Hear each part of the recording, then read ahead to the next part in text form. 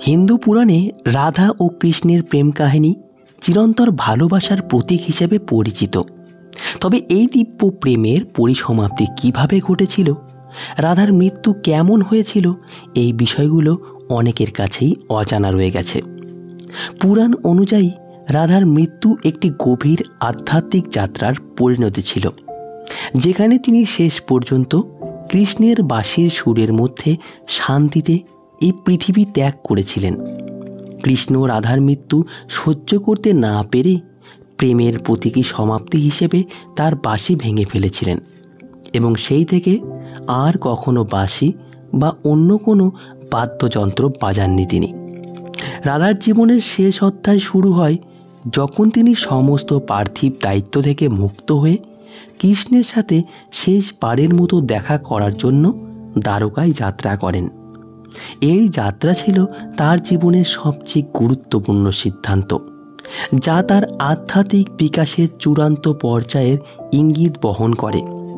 দ্বারকায় পৌঁছে তিনি কৃষ্ণের রুক্মিণী ও সত্যভামার সাথে বিবাহের কথা শুনেছিলেন, কিন্তু আশ্চর্যজনকভাবে এতে তিনি কোনো দুঃখ অনুভব করেননি।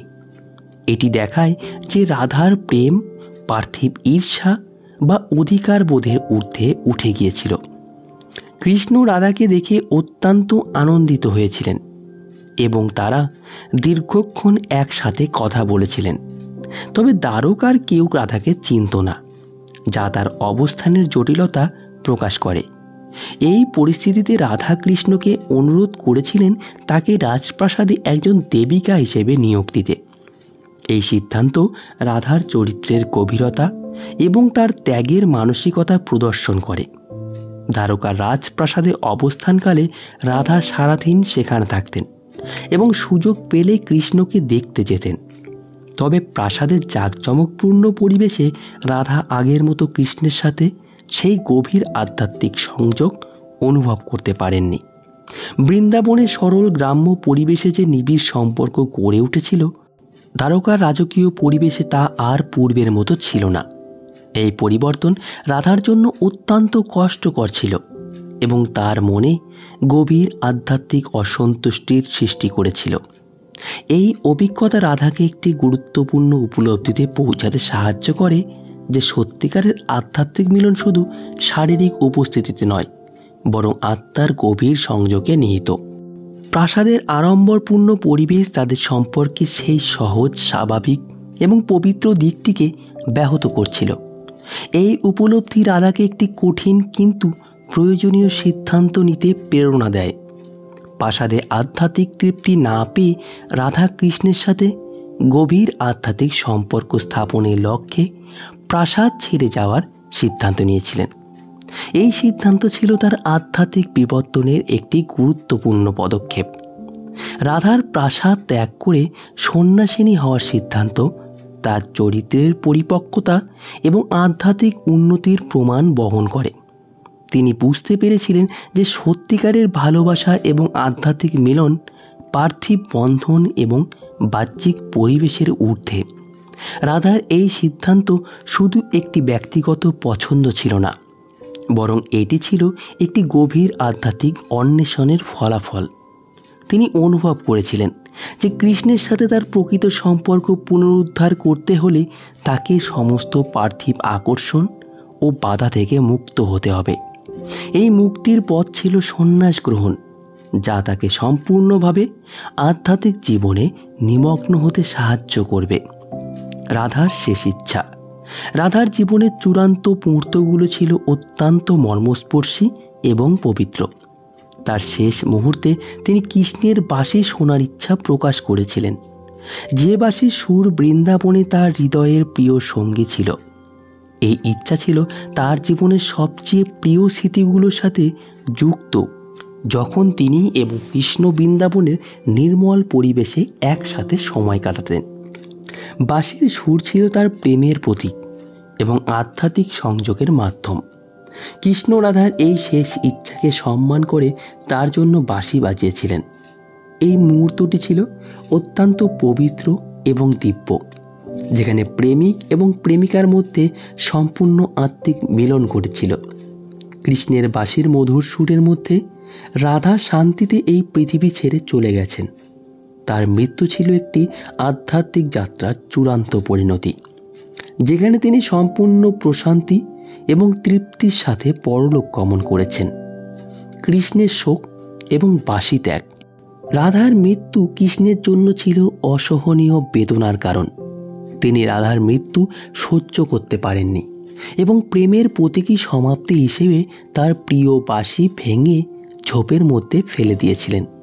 এই কাজটি ছিল গভীর প্রতীকী তাৎপর্যপূর্ণ, কারণ বাঁশি ছিল কৃষ্ণ এবং রাধার মধ্যে প্রেম ও আধ্যাত্মিক সংযোগের প্রধান মাধ্যম। বাঁশি ভাঙার মাধ্যমে কৃষ্ণ যেন ঘোষণা করলেন যে রাধা ছাড়া তার জীবনে আর কোনো সঙ্গীত নেই।